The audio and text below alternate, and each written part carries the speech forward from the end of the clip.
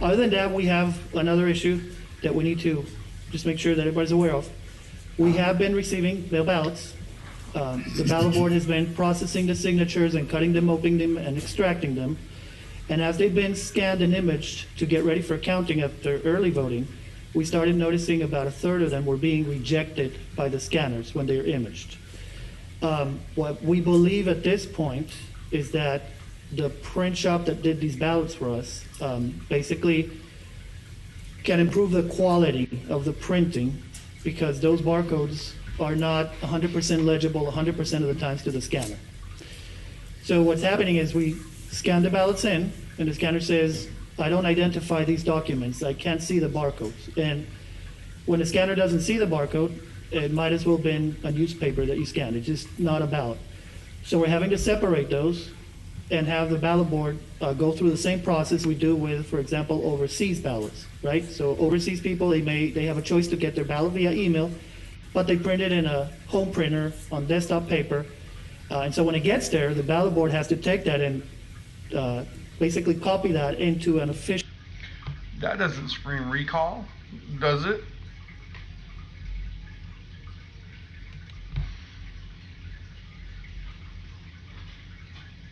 Official ballot on official paper. And so that process is outlined in the law. It's also used, for example, if someone's, I always say, having breakfast and damages their ballot and mails it in, their vote is there, and that process is defined to protect the integrity of the ballot, and the ballot board, members of both parties sit down and they copy from this to a blank copy so that it can be scanned and counted and be automated, certified by the state system. So who watches the people that take the ballots and transfers them over without this guy or whoever the staff is may not like the candidate? I mean, because it's a personal integrity issue. I mean, period. It's going to be a recall if a candidate doesn't like it. Could it be a recount or maybe a special vote like maybe in the, like, I mean, not like the Shelley Luther and Springer situation, but because theirs is a runoff due to a tie. But this is definitely going to raise some questions for a recount or maybe a recall. So, man, touchy subject, integrity issue for sure. So basically what this is just, we're going to have to keep scanning those ballots, let the certified system, again, say, can't read these, and then the ballot board is going to replicate those to clean copies so they can be counted. That is the process outlined in the law. It's certainly a lot more volume than we expected. Usually the board has to make hundreds of remakes. We're talking about probably tens of thousands if the rate stays this way.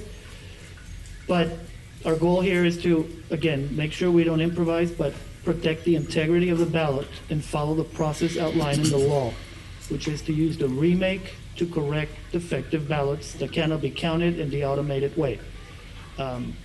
So that's going to increase our time at the office and the ballot boards. We believe we have enough time and resources to do this in the time frame we have, but I just wanted to make the court aware of the situation. And if I don't know if it's 100% COVID related, but if you have questions, right now is the time to ask me. Yes, sir. Thank you for bringing that situation to our attention this morning, Hyder. I just want to point this out, that I've been going to Commissioner's Court since late August, and every time I go, there's always somebody or the same people that are normally there, right? I mean, except you might get a few other different people speaking on different agendas. But Commissioner Brooks here has had this little itching cough issue going on, this little clearing throat issue. And could it be because of the mask? Probably so, because I've noticed that since then everybody's been having some kind of issue with the breathing or the coughing or the shortness. Or, I mean, you can't sit here in your own personal attest think that this is okay to keep this going. I mean, it's insane. that you may even realize it's messing your immune system up. CDC's already come out with those numbers, but we'll save that video for another time. But every time I've been coming, every time I watch these videos, this is what we hear: is the coughing, the pulling down of the mask, and get called out for doing that in court. Yeah, I mean, see for yourself.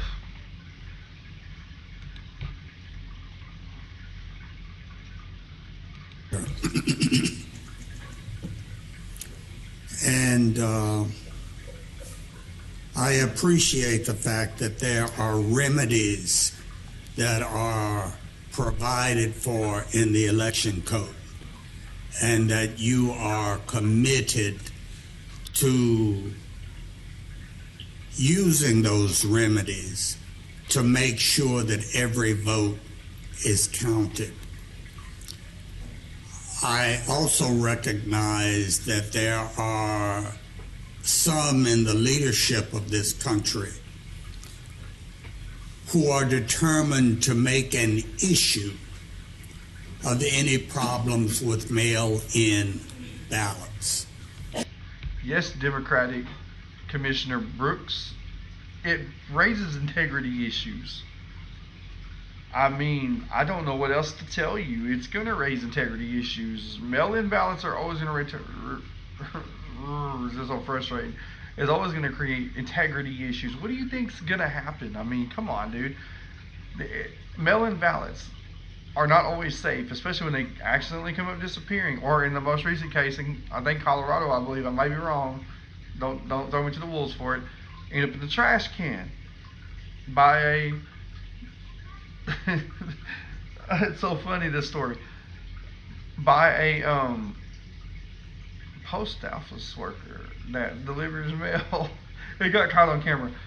Another story for another time. But yeah, this definitely brings up integrity issues because you are a Democrat. Yes, there's leaders that's going to call you out.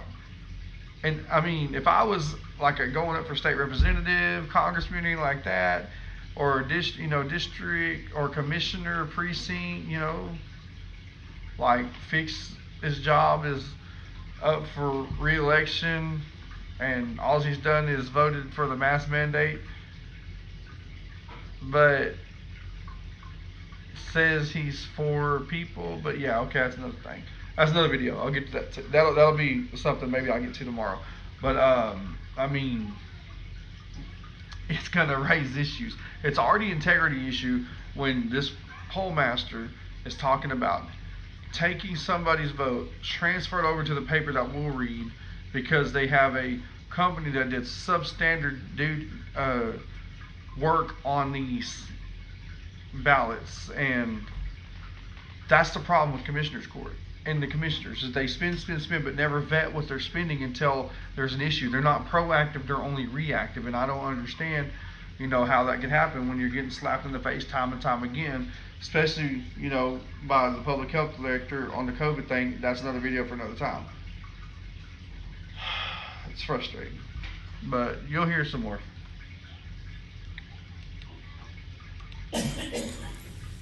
That's why it is critical that you, number one, follow the law, and number two, get every one of those votes counted.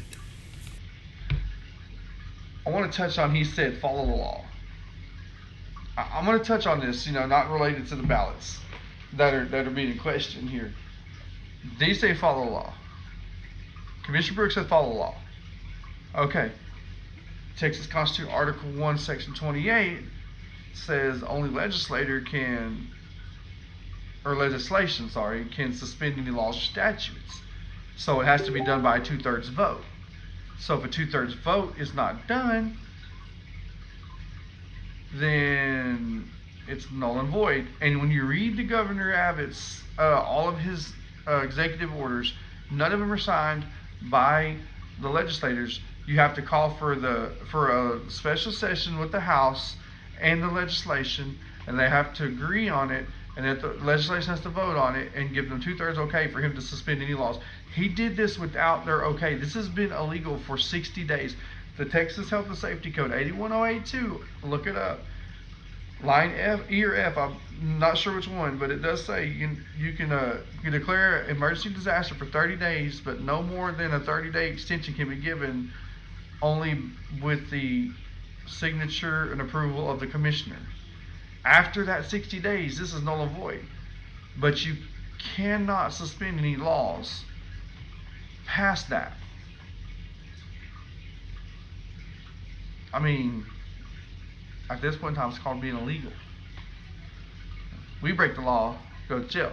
They break the law, slap on the wrist, or they get to keep doing like Abbott's doing, which I did put a picture out there of Abbott at the World Series in Arlington on somewhere in August the 21st, 22nd, I'm not sure, I think it's 22nd.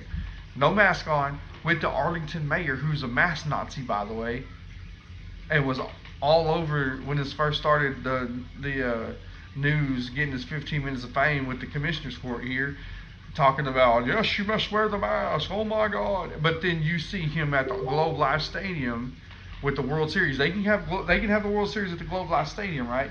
And Abbott can be without his mask, and the Arlington mayor and some other upper echelon people there.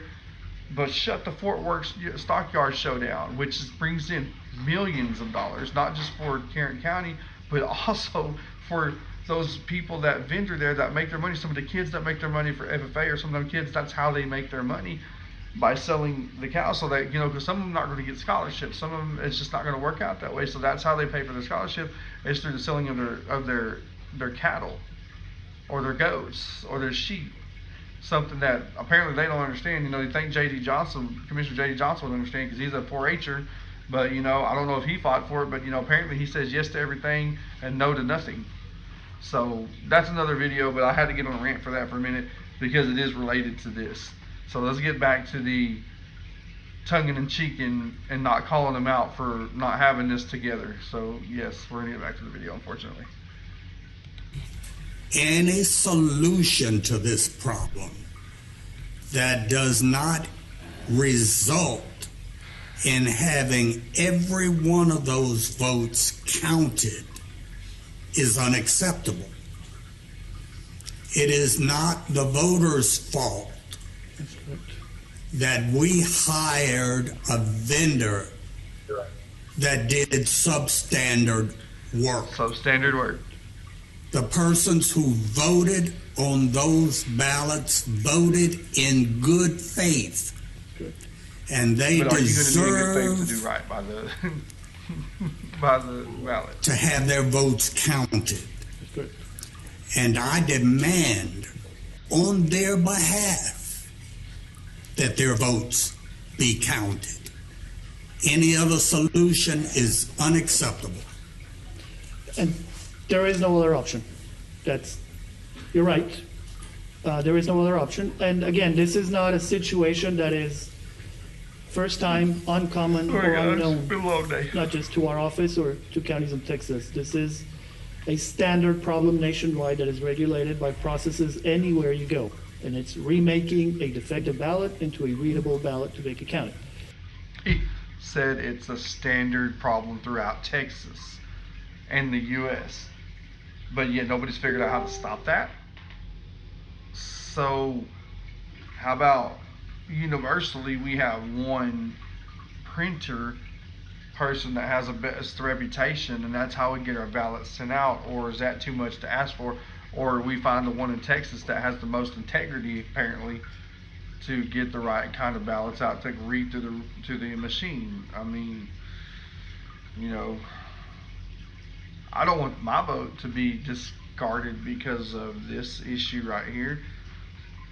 I mean, I would call into question myself too. If I was sitting up at the commissioner's court, I would call this into question, in a very rude way, because this is a big deal. It's a big problem. But yeah, so back to this.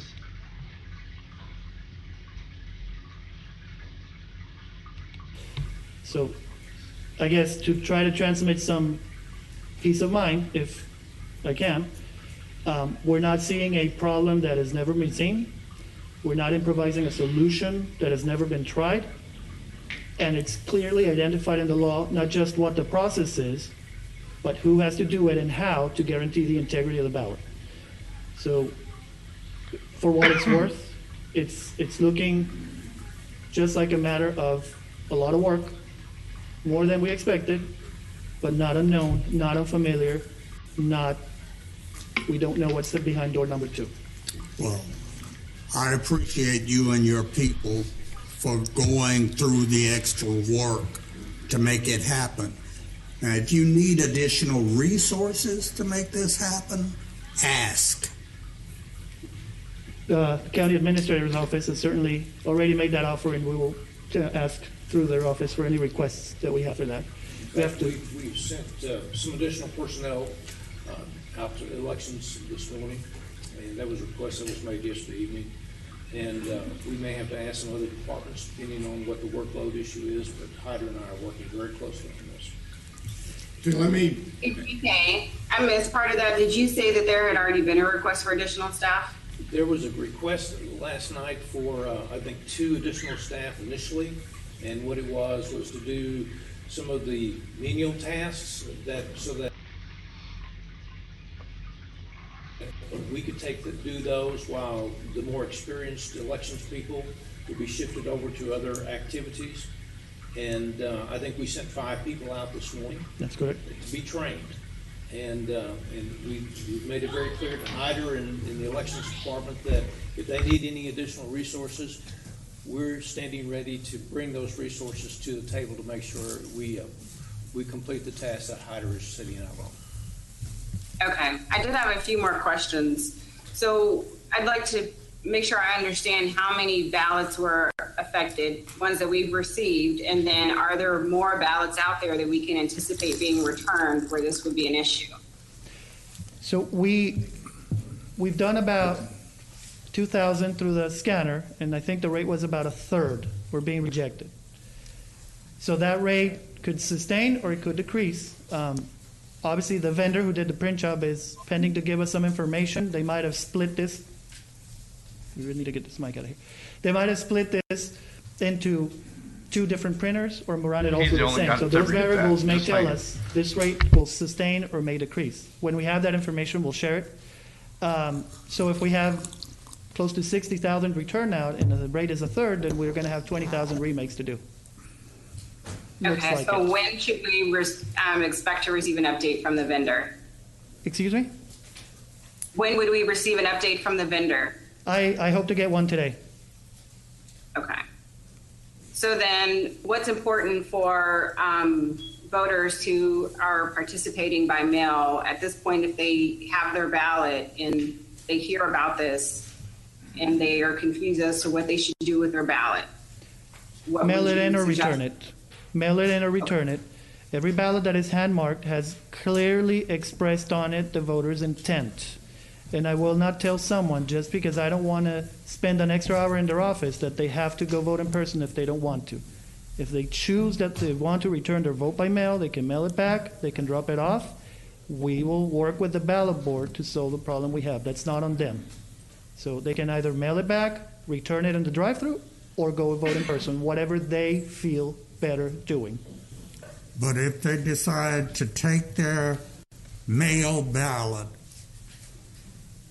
and not use it and go to either an early voting site or an election day site to vote in person, they need to bring that early vote ballot.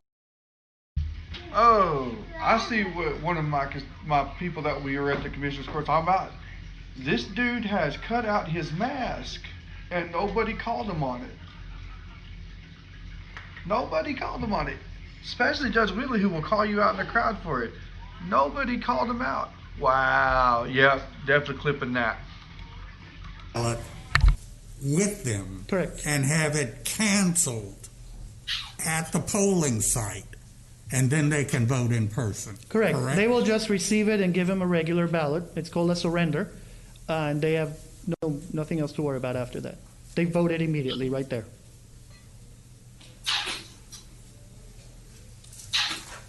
Commissioner Allen, did you have any other questions? Yeah, not about this. Thank you. Okay, let me just make a couple of things, things I want to highlight. We indicated that we've sent some folks out there. understand that the process by which those ballots, those mail-in ballots are first certified, or they've gone through the signature verification process. That's all being done by something called a ballot board. And the members of that ballot board are determined by the parties give us lists of names. Those lists of names are approved by the election board. And those are the folks who are working to, first off, take the mail-in ballot, do the signature verification, determine that agrees, open the ballot, open the carrier envelope, and then ultimately to count that ballot. Our people that we're sending out there are helping maybe to do those things outside that other experienced employees are doing, so that those experienced employees can be helping the ballot board committee. That ballot board committee is, the chair of it is determined by which party won that county in the last general election. And in this case, it's a Republican. So you have Kelly Roberson, who is the chairman of the ballot board. You have Kat, what's Kat's last name? Cano. Kat Cano. Take the. Kat Cano. Okay. Kat is the vice chair. She is a Democrat. And then Renee Perez is the Libertarian. So they take, and there's about probably 30 or so more Republicans, as well as 40-something Democrats, as well as 5 or 6 Libertarians. And so all those folks are working on that ballot board. May I add something to that? Yeah. I know we have those 80 names, but part of the processes that we have to make sure everybody has peace of mind and we protect the integrity of the ballot is we work in a room that is confined and securely locked. So we want to keep it that way. We don't want to rush through this and say, well, if we bring half of those down to the admin building, there's an empty room we can use. We want to stick to the processes we have in place and not say, and I'm only saying this because the room has a limited capacity, and even though we have 80 names, they're coming in groups of 20, 25 at a time. We're extending the shifts, but we want to stick to the size of that room. The integrity of the ballot is the #1 priority, and there's been a lot of restrictions placed on who has access to that room. That's right. Which is the smartest thing that I have heard Whitley say ever. But when it comes to integrity, this guy does not know anything about that.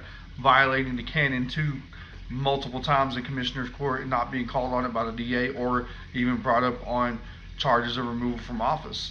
That's a video for tomorrow. I'm pretty sure I'm going to get to that one because this is important for y'all to understand this, because I've done a lot of research and looked a lot and I couldn't find anything that contradicts.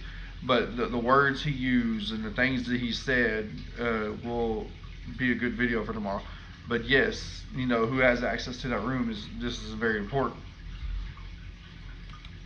And so that's very important. As of last night, about 60,000 of the 85,000 mail-in ballots had been returned.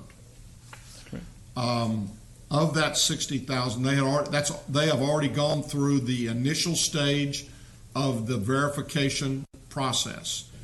Of that approximately 60,000, 1,950 are still awaiting a decision by the entire board as to whether they feel like the signatures match.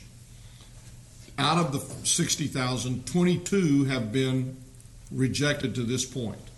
So that means the vast majority have already been verified that the signatures match, and they'll be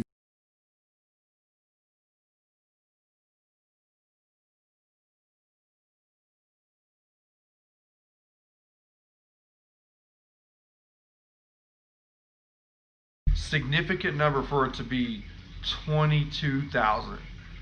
22,000 ballots that are having issues not scanning through the machine, reading right. That's significant. We'll definitely ask for a recall on that one for the people, not me myself, unless I feel like, I need to be one of the voices heard for the recall. But that definitely will become a recall from some of the candidates that are up now. Wow. 22,000. Y'all just keep your mind wrapped around that. Be ready to go through that process. Again, the three folks, along with Hyder and and his assistants, worked through the weekend to determine the process that they felt most comfortable with. Top priority, integrity of the ballot. That's correct. Yes, they want to have the count done by the close of the polls on Tuesday evening. Top priority, integrity of the ballot. Yes, sir. And so they are working very well together. These are folks who've been involved in elections for many years. They've developed the plan, and they trust each other, and they work together with each other. And so I feel very good about the process that they've set up and that they have in place and are in the process of carrying out. May I add something?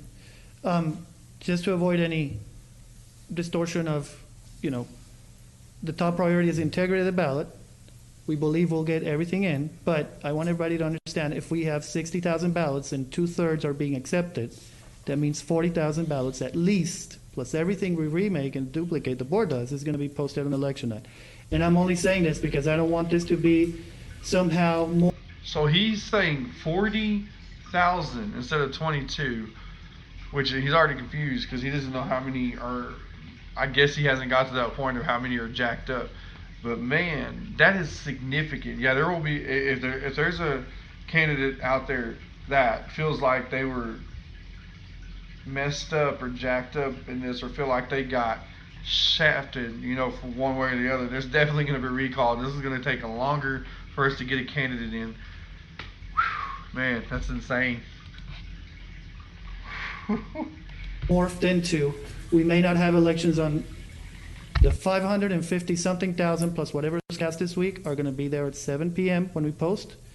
The 40,000 at this rate that will be automatically accepted by the scanner and don't need remake will be post. And out of the 20,000, we expect the majority of those to be posted at 7 p.m. election day. So just wanted to clarify that. Seven-ish. Just wanted to clarify that in case, one sentence from one somebody and the other ends up being, we may not have results at 7. No, that's not a question at all. Hyder, we're counting on you. Well, their group is doing very good work, and they have, between COVID and everything else that's going on, they are doing excellent work. One other thing I want to mention is the vendor was a state authorized vendor. Yeah. In this deal. So we just didn't go out and select a printer off the streets. This was a state authorized vendor. And again, thank you, and thank all your folks who are doing such a great job on this deal. Between COVID and everything else that's going on, we very much appreciate the work y'all are doing. And just Absolutely. You're performing miracles every day. we're trying. Okay. We're trying, and I want to acknowledge the Ballot Board members. They have been solid, partner on this, and they work incredibly well together, and that's made all of this just flow better because they are as focused on the integrity of the ballot as we are, and that just makes everything be amazing. Matt, we're going to recess for about 3 minutes. We have come a long way. So pretty much, with Joe Whitley, it's a one-man show. But in this case, you can see that there's the blatant integrity issues that we have time and time again. Particularly, this is for the ballots, right? The 44,000 or the 22,000, whatever this guy is talking about, this poll master. So, it's what point in time do y'all start saying, something's wrong with this commissioner's court when they want to spin, but not ask the questions about who they are, what's the integrity, what kind of business relationships they have. Are they good in the community? Do they have a reputation for doing things the way it's supposed to, or making sure that everything runs as smoothly as possible, with the least minimum amount of faulties. But in the ballot thing, I don't think there's any, or at least for me, it's no room for error. So you keep the dialogue going about that, just let me know. But the fact of the matter is that that's an integrity issue. There will definitely be some recalls behind it. Definitely, maybe if there's a issue with the candidate, or there's late votes, or I mean whatever it may be. But just stay tuned for that episode, because that's going to be a fun one come November 3rd. So with that being said, check out the video, get into a dialogue with me. I don't mind responding back. I mean, if I'm wrong, I don't mind, correcting my mistakes. But I mean, I'm always going to be educated. My mind can always be filled, because I'm constantly doing it every day. But I appreciate y'all taking the time. But start showing up at Commissioner's Court every Tuesday. Have your paper in by 10:15 at the table they have either set outside or inside, depending on the weather, and sign it. If you have a mass note or no mass deal, you're welcome to come to the 504 room, but you'll have to have an armband. You'll have to show your mass note and your ID. I mean, yes, it's a hassle. Yes, it's a HIPAA violation, but what are you going to do? But if you don't, come prepared with a mask. I mean, they'll give you one, of course, but come prepared with a mask and come prepared to talk. Now, if you're not a person that wants to talk in person, you can always call, but you have to have your number on that same agenda paper on the Tarrant County website, which is tarrantcounty.com/Commissioners Court. Or you can just put in Tarrant County Commissioners Court and follow the links to there, and you'll click view agendas and items, and then it'll come a big orange box that tells you how to go. You'll click the form, fill it out, put your name and your number, and just, if you don't know the agenda number, just put mask mandate, COVID-19, or whatever agenda you want to speak on, because there's a multitude of them that they have out there. If you don't want to speak or talk or call, you can write a 1,000-character paper, which will be in the same way that I just explained it, to be able to have it read by the county judge or the county administrator, Mr. GK, or Judge Whitley will read it. But you have 1,000 characters to read it on any agenda, any item that you feel like you want to speak on. Here lately, it's in the group that I run with, we speak on the mask mandate because of, legal stuff that's done behind it, the individual liberties that are violated, but that's another video. I did speak on something else today, which was professional services continuing to get the contract and the funding they need to counsel vets and keep them, on the right path after, their exit from the military or their forced exit from medical discharge. And I also spoke on the first time drug offenders program, because we want to stop recidivism, because that way we can reallocate the money to go to continue to help them stay out of jail and or prison. So, I did speak out in favor of that, and of course they approved both of them, which is good, because, you do have some people that, especially right now in COVID, that are having issues, with mentally escaping their mind. They don't have they can't go out and have fun without a mask on, which, ultimately drains you and doesn't have any fun, according to most of the people I talk to, which is a lot. So, I mean, I speak on stuff like that, because that's something that's important to me, and it should be important to the community to have people that stop committing crime, so that way our crime rate can go down, so we can, live in a more peaceful area. But, with everything going on, that's the one thing that we really need. So, I urge y'all to come out. If you're going to come out and speak, the address is 100 Weatherford Street, the admin building, or you can just put in Commissioner's Court in GPS and it'll take you there. It'll be the brick building. This is the admin building downtown, 5th floor is where you'll go. Come prepared to speak and come prepared to bring your truth. The most effective thing is to keep your feelings out of it and just grind out the truth. Like me, I bring the pictures, I bring the Constitution, Bill of Rights, the health and safety codes. I mean, I let them know that we know the truth. And, I'm going to make a video, and this one's going to be directed for the DAs of Tarrant County. I want to challenge them to show me why they keep this going and not calling Judge Whitley out. So that's going to be something that I'm going to work on. I want to try to work on it tomorrow after I get off of work. So just be looking out for a few videos. But for right now, here's this one to chew on. Thank you for listening.